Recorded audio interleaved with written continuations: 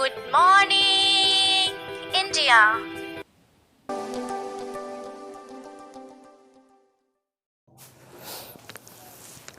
Hello everyone, कैसे हैं आप सब। 20 मिनट सीरीज़ की दूसरी वीडियो है आज, और आज के वीडियो में हम दो बड़े साइंटिस्ट के बारे में बात करेंगे जिन्होंने साइंस के डेवलपमेंट में बहुत बड़ी भूमिका निभाई है, और उनके दिए हुए थ्योरीज को डिस्कस करेंगे। पिछली वीडियो में मैंने आपको मैकेनिक्स के बारे में बताया था, और हमने मैकेनिक्स में ऑब्जेक्ट के साइज़ और उनकी स्पीड को बेसिस लेते हुए तीन अलग अलग कैटेगरी में डिवाइड किया था। जब ऑब्जेक्ट ह्यूज डायमेंशंस के थे और स्लो मूविंग थे तो हमने उन्हें क्लासिकल मैकेनिक्स या न्यूटोनियन मैकेनिक्स में कैटेगराइज किया था, और जब ह्यूज डायमेंशन के ऑब्जेक्ट थे बट फास्ट मूविंग थे, उनकी स्पीड बहुत फास्ट थी, तो हमने उसे रिलेटिविस्टिक मैकेनिक्स में कैटेगराइज किया था। और ऑब्जेक्ट जब छोटे डायमेंशन यानी कि स्मॉल डायमेंशन के थे तो उनके मोशन की स्टडी हमने as a quantum mechanics categorize किया था। ओके, तो चलिए शुरू करते हैं। शुरू करने से पहले फॉर इंट्रोडक्शन, मैं हूं Chandradeep and this is your learning channel Newton गुरु। मैं आपको बताऊं कि ये वीडियोस 20 मिनट या 20 to 25 मिनट की होंगी, और एक वीडियो में मैक्सिमम 2 कॉन्सेप्ट क्लियर करूंगा मैं, ठीक है। तो अगर आज Aristotle fallacy and law of inertia बताने के बाद भी समय बचता है तो हम फोर्स की स्टडी करेंगे, फोर्स और उनके टाइप्स को देखेंगे, और अगर नहीं बचा तो हम अगली वीडियो में ऐसे ही एक एक वीडियो करके एक एक टॉपिक की एक एक वीडियो आती जाएगी। मैक्सिमम एक वीडियो में 2 टॉपिक कवर करेंगे। वीडियो का लेंथ 20 to 25 मिनट का होगा, सच दैट आप उसे आसानी से देख सकें और आपको वो बहुत टफ ना लगे, क्योंकि मैंने ऐसा सुना है या देखा है जनरली कि जब वीडियो लेंथ बहुत बड़ी होती है तो स्टूडेंट पढ़ते हुए बोर हो जाते हैं। ओके, चलिए शुरू करते हैं। सबसे पहले आज हम देखेंगे लॉ ऑफ इनर्शिया डिस्कस करने से पहले एरिस्टोटल फैलेसी के बारे में। इनको हिंदी में एरिस्टोटल को अरस्तु भी कहा जाता है, ठीक है। ओके, तो एरिस्टोटल फैलेसी,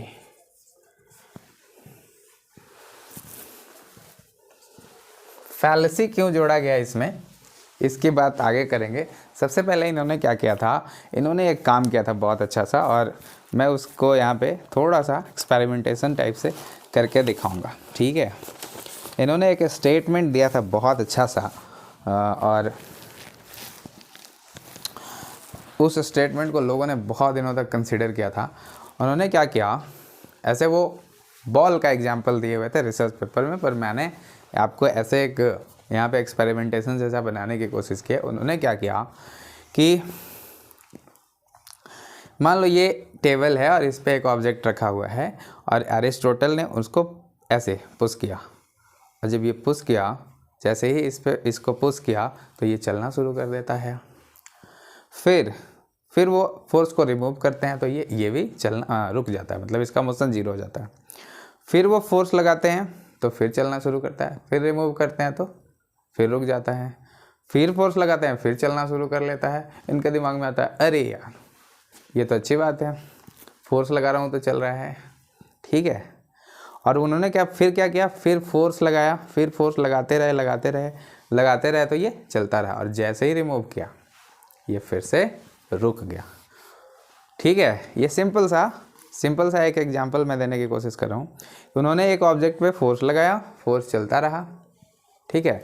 कभी ऐसा हुआ कि उन्होंने एक ऐसा फोर्स लगाया तो फोर्स हटने के बाद भी कुछ देर तक वो चला और फिर रुक गया, और फिर जब इसे चलाने की आवश्यकता होगी तो फिर से फोर्स लगाना पड़ा। अब पहले साइंटिस्ट बनना बहुत आसान काम था यार। अब उन्होंने ये एक स्टेटमेंट दे दिया यहाँ पे, क्या स्टेटमेंट दिया कि अगर ऐसे जनरल रिजल्ट कैसे निकाला जाता है या कैसे निकालते हैं लोग, वो आप सुनिए कि अगर हम इस ऑब्जेक्ट को हमेशा मोशन में रखना चाहते हैं तो हमेशा एक फोर्स अप्लाई करना होगा जनरली। इस एक्सपेरिमेंट का मतलब तो यही है। इस एक्सपेरिमेंट से क्या रिजल्ट निकल रहा है कि अगर हम ऑब्जेक्ट को कॉन्टिन्यूअस मोशन में रखना चाहते हैं तो एक कॉन्टिन्यूअस एक्सटर्नल फोर्स लगाने की आवश्यकता होगी, और अगर ऐसा नहीं किया तो या तो तुरंत रुक जाएगा या थोड़ा आगे जाके रुक जाएगा, ठीक है। ओके, जैसे बॉल जब हम ऐसे हिट करते हैं बैट से तो कुछ दूर जाता है फिर रुक जाता है ना। और इस केस में क्या हो रहा है कि जैसे ही मैं फोर्स लगाना बंद कर रहा हूँ ये रुक जा रहा है। तो उन्होंने एक स्टेटमेंट दे दिया इस एक्सपेरिमेंटेशन के आधार पे कि क्या यहाँ पे निकला रिजल्ट कि एक एक्सटर्नल फोर्स हमेशा ही रिक्वायर्ड है किसी ऑब्जेक्ट को यूनिफॉर्म मोशन में कंटिन्यू रखने के लिए। ठीक है, तो उन्होंने कहा कि an external force is always required to keep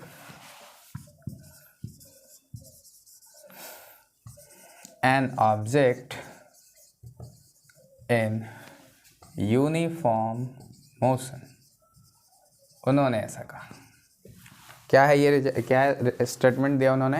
N external force is always required to keep an object in uniform motion. ठीक है, यानी कि एक ऑब्जेक्ट को यूनिफॉर्म मोशन में मेंटेन करने के लिए हमेशा एक एक्सटर्नल फोर्स की आवश्यकता होती है, ये उन्होंने कहा। और इस बात को लोगों ने मान लिया क्योंकि अरिस्टोटल की यानी कि अरस्तु की पॉपुलैरिटी बहुत थी, ब्रांड थे ये। ठीक है, अब इनसे बहुत दिनों बाद एक और बड़े से साइंटिस्ट आए जिनका नाम है गैलीलियो।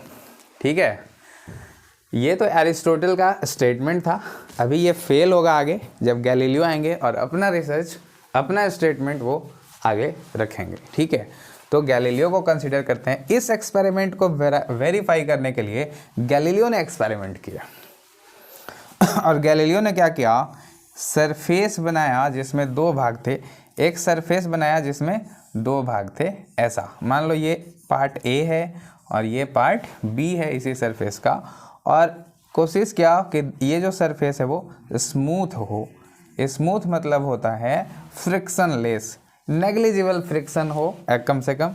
ठीक है, तो इसको उन्होंने स्मूथ बनाने की कोशिश की और एक बॉल को h हाइट से, ठीक है, एक पार्ट के सरफेस से रिलीज किया। तो क्या देखते हैं कि ये बॉल ऐसे इस पर मूव करके उसी लेवल तक यानी कि दूसरी तरफ भी सेम हाइट गेन करता है।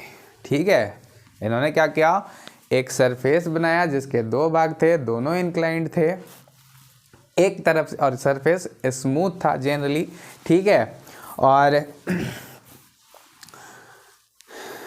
यहाँ से एक बॉल रिलीज किया तो बॉल दूसरी तरफ भी उतना ही हाइट तक जाता है। फिर उन्होंने क्या किया, सरफेस के यानी कि ये जो इंक्लाइंड सरफेस उन्होंने क्रिएट किया बनाया था, इसके एक मीडियम की ऊंचाई को एज इट इज़ रहने देते हैं।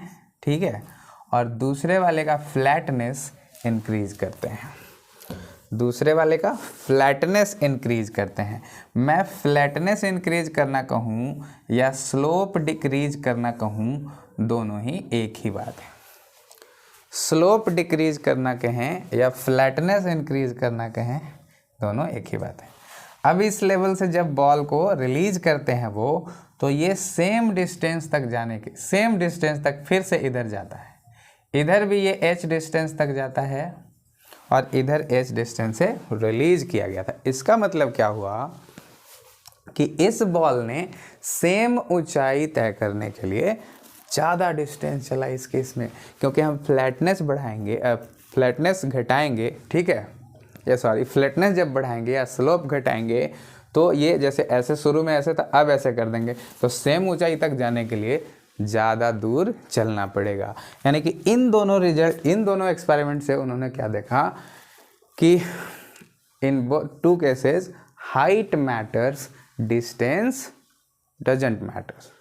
यहाँ पे क्या कर रहा है, हाइट मैटर कर रहा है, डिस्टेंस मैटर नहीं कर रहा। फिर क्या किया उन्होंने, सेकेंड वाले पार्ट को यानी कि सरफेस के बी पार्ट को और ज़्यादा फ्लैट कर दिया। अब की बार क्या किया, सरफेस के पार्ट बी को और ज़्यादा फ्लैट कर दिया उन्होंने, ऐसा कर दिया, ऐसा।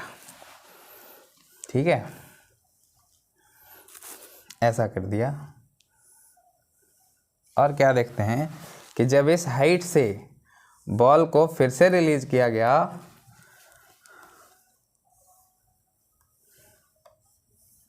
जब इस हाइट से बॉल को फिर से रिलीज किया गया तो यहाँ पे वो सेम हाइट तय करता है दोनों तरफ, और अब की बार उतना ही दूरी तय करने के लिए और दूर जाता है, काफ़ी दूर चला जाता है। यानी कि फिर से क्या मिला यहाँ पे रिजल्ट कि height matters, distance doesn't matter. Okay, तो उन्होंने अब की बार क्या किया, अब की बार क्या कहा उन्होंने कि अगर हम इस सरफेस को फ्लैट बना दें, यानी कि यहाँ से रिजल्ट क्या निकला देखो कि अगर हम इस एक हाइट से रिलीज करते हैं तो दूसरी तरफ वो उतना समय तक चलता है जब तक वो हाइट, पहले वाला हाइट यानी कि जिस हाइट से रिलीज किया गया है वो हाइट जब तक गेन ना कर ले तब तक वो चल रहा है। डिस्टेंस मैटर नहीं कर रहा कि कितना दूर जा रहा है वो। क्या ये पॉइंट क्लियर हुआ जो मैं बोलना चाह रहा हूँ? मैंने क्या कहा कि इन तीनों एक्सपेरिमेंटेशन में उन्होंने देखा, इन तीनों ऑब्जर्वेशन में उन्होंने देखा कि ये जो बॉल है वो अपनी ऊंचाई गेन करने के लिए, जिस ऊंचाई से वो रिलीज किया गया था वो ज़्यादा दूर तक भी चल जा रहा है, यानी कि वो तब तक चल रहा है। इस पॉइंट को मेंशन करिएगा माइंड में कि वो तब तक चल रहा है जब तक वो सेम हाइट गेन ना कर ले। ठीक है, तो अगर हम इस सरफेस को ऐसा बना दे, दिख रहा है ना कैमरा में, ठीक, कि दूसरे वाले सरफेस को यानी कि पार्ट बी जो है सरफेस का उसे हम पूरा फ्लैट बना दें ऐसा, ये पार्ट बी हो गया। इसका फ्लैटनेस बढ़ा रहे थे और स्लोप घटा रहे थे, तो स्लोप एकदम जीरो कर दें, हॉरिजॉन्टल बना दें, तो ये, और यहाँ से अगर ऑब्जेक्ट रिलीज करेंगे तो ये इस ऊंचाई को गेन करने के लिए हमेशा चलता रहेगा, आगे हमेशा जाता रहेगा। क्या ये पॉइंट क्लियर हुआ? ये बहुत बड़ा पॉइंट है, आप अगर इसे गौर से समझें कि इस हाइट से अगर हमने इसे रिलीज किया तो ये इस हाइट को मेंटेन करने के लिए, इस हाइट को गेन करने के लिए चलता जाएगा, क्योंकि डिस्टेंस मैंने नहीं रख रहा था। कब तक चलेगा? गैलीलियो से पूछा गया कि अच्छा ये कब तक चलेगा, तो उन्होंने कहा कि जब तक हम कोई ऐसा एफर्ट लगा के इसे रोक ना लें एक्सटर्नली, कि ये तब तक चलता जाएगा ऑब्जेक्ट जब तक हम इसे एक्सटर्नल एफर्ट लगा के रोक ना लें। ठीक है, यानी कि ये ऑब्जेक्ट तब तक नहीं रुकेगा जब तक इसे रोका ना जाए एक्सटर्नल एजेंट के द्वारा एफर्ट लगा के। और जो एफर्ट हम लगाएंगे, जिस फिजिकल क्वांटिटी को अप्लाई करेंगे इसको रोकने के लिए, उसे ही फोर्स कहते हैं। यानी कि लॉ ऑफ तो यहाँ से क्या निकल जाएगा? लॉ ऑफ इनर्शिया कैसे निकल के आया? देखो, इन्होंने इस एक्सपेरिमेंटेशन से कहा, और देखो इधर जो चल रहा है ये यहाँ से रिलीज कर दिया हमने, अब ये यूनिफॉर्म मोशन में चल रहा है, लगातार चल रहा है। अब इसके यूनिफॉर्म मोशन को कंटिन्यू रखने के लिए कोई फोर्स की आवश्यकता नहीं पड़ रही, तो ये जो स्टेटमेंट था ये क्या हो गया? ये फेल हो गया। यानी कि अरस्तु ने जो स्टेटमेंट दिया था वो फेल हो गया गैलीलियो के एक्सपेरिमेंटेशन के बाद, और इसलिए इस स्टेटमेंट को हम एरिस्टोटल फैलेसी कहते हैं। ठीक है, समझ आ गया? अच्छी बात है। तो यहाँ से इस एक्सपेरिमेंट के रिजल्ट के बाद उन्होंने क्या बताया कि उन्होंने क्या कहा, इस स्टेटमेंट को गलत करते हुए उन्होंने कहा कि no external force is required to keep object in uniform motion.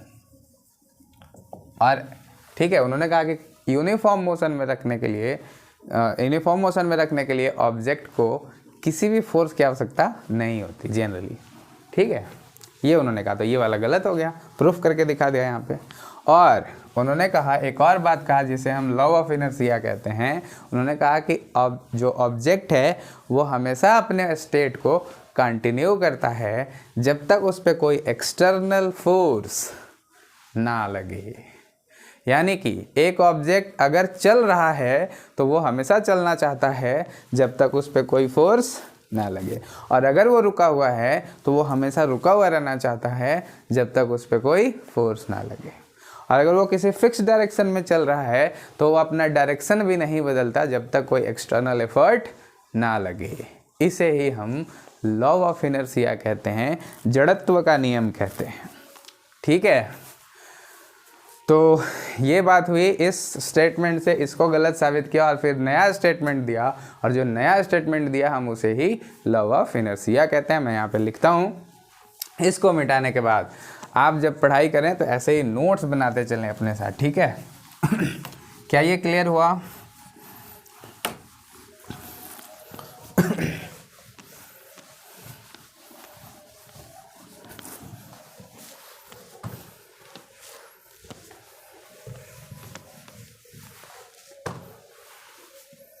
Galileo के द्वारा लॉ ऑफ इनर्शिया क्या था ये?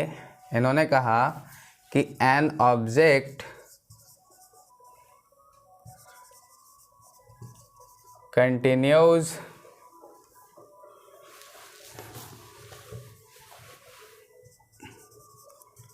It's state of rest, a state of motion and a state of direction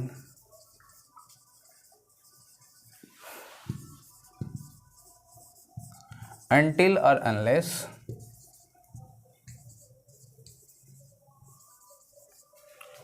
an external force acts on it। और ठीक है, यानी कि जब तक कोई फोर्स नहीं लगेगा, अपना जो ऑब्जेक्ट है जो अपना स्टेट मेंटेन रखना चाहता है। और यहीं से इस डेफिनेशन को ही हम क्वालिटेटिव डेफिनेशन ऑफ फोर्स कहते हैं। और ये जो है फोर्स का जो एक्चुअल काम है, फोर्स क्या होता है और फोर्स का काम क्या होता है, बेसिकली वो ये डेफिनेशन ही बताता है। और इसलिए लॉ ऑफ इनर्शिया को हम क्वालिटेटिव डेफिनेशन ऑफ फोर्स कहते हैं। और इसी स्टेटमेंट को बाद में न्यूटन ने पिक कर लिया और उसे बना दिया फर्स्ट लॉ ऑफ मोशन। ठीक है, अब इसी के यहीं इस स्टेटमेंट से गैलीलियो के दिमाग में क्या आया कि अगर, यानी कि ये जो लॉ ऑफ इनर्शिया है वो ग्रेविटेशनल फोर्स का भी बैकग्राउंड तैयार करता है। जैसे मान लो मैंने इस मार्कर को यहाँ पे पकड़ा हुआ है, ठीक है, तो इसका अभी क्या है, ये किस कंडीशन में है, ये स्टैटिक कंडीशन में है। जब मैं इसे छोड़ूं, यहाँ पे रिलीज करूं, तो ये डिसेंड होता है, ये गिरता है अर्थ सरफेस के ओर। लेकिन इसके पास ऑप्शन तो बहुत थे, ये ऊपर भी जा सकता था, ये इधर भी जा सकता था, ये इधर भी, लेकिन हमेशा ही नीचे गिरता है। तो क्या आ सकता है यहाँ से दिमाग में कि अभी ये स्टेट ऑफ रेस्ट पे है और इसका जो स्टेट है वो कब तक चेंज नहीं हो सकता जब तक इस पर कोई फोर्स ना लग जाए। और मैं अगर इसे रिलीज कर रहा हूँ और ये नीचे की ओर मोशन कर रहा है, यानी कि इसका स्टेट ऑफ रेस्ट चेंज होके स्टेट ऑफ मोशन में बदल रहा है, तो there is any external force must be applied on it. ठीक है, तो कोई एक्सटर्नल फोर्स जरूर इस पे लगा होगा। और ये पृथ्वी की तरफ ही क्यों जा रहा, ये कन्फ्यूजन आ गया दिमाग में, और या ये क्वेश्चन आ गया दिमाग में। ठीक है, यानी कि न्यूटन के बारे में हम जानते हैं कि इन्होंने ग्रेविटेशन का लॉ दिया या ग्रेविटेशन की खोज की, लेकिन न्यूटन से पहले भी ग्रेविटेशन की बात दुनिया में चलने लगी थी। ठीक है, ओके, क्लियर है ये? तो न्यूटन से पहले भी ये बात चल रही थी, लेकिन जब न्यूटन ने जो एप्पल वाली कहानी है, एप्पल वाली कहानी पे न्यूटन को ज़्यादा ही मोटिवेट हो गए थे। या ऐसा हुआ होगा, कभी कभी ऐसा होता है कि कोई रीज़न जब नहीं होता तो कुछ तो रीज़न दे दिया जाना होता है, जैसे आजकल के टॉपर करते हैं। जैसे न्यूटन से पूछा गया होगा कि आपको ये एक्सपेरिमेंट करने की प्रेरणा कहाँ से मिली, तो वो सोचेंगे प्रेरणा कहाँ से मिली यार, मैं तो पढ़ के ही आया था। और तो उन्होंने कुछ भी ऐसे बोल दिया कि चलो यार मैं सेब के पेड़ के नीचे बैठा हुआ था, जैसे आजकल के टॉपर करते हैं। उनसे जब पूछा जाएगा कि तुम कैसे पढ़ाई करते थे अपनी, आप कैसी पढ़ाई करते थे, तो मैं कहाँ पढ़ता था यार, मैं तो पढ़ता ही नहीं था, मैं 1 घंटे पढ़ लेता था। ऐसा बोलेंगे जैसे गलती से पढ़ लेता था। अरे पढ़ा नहीं तो टॉप कैसे किया यार, अरे बता देना कि तूने काफ़ी मेहनत की है ताकि बाकी लोग भी पढ़ें, देश का भला हो। वो फील लेने लगते हैं थोड़ा सा कि मैं तो पढ़ता ही नहीं था, मैं तो यार ऐसे हूँ वैसे हूँ जो भी। तो न्यूटन ने भी ऐसा कुछ कह दिया होगा, हो सकता है। लेकिन उनसे पहले ही ग्रेविटेशनल फोर्स की बात होने लगी थी, ग्रेविटेशनल फोर्स पर रिसर्चेस शुरू हो गई थी। लेकिन हाँ, न्यूटन ने प्रॉपर लॉ दिया, प्रॉपर नॉमिनेट किया उसको कि ग्रेविटेशनल फोर्स होता है प्रॉपर। हाँ, उनका योगदान कम नहीं है। हाँ, लेकिन ग्रेविटेशन की बात होने लगी थी दुनिया में न्यूटन से पहले, ठीक है। चलिए, तो आज की वीडियो 20 मिनट कंप्लीट होता हुआ दिख रहा है मेरे को। और आज हम दो ही टॉपिक कंसिडर कर पाए, एक लव ऑफ इनर्शिया और एक लव ऑफ एरिस्टोटल फैलेसी।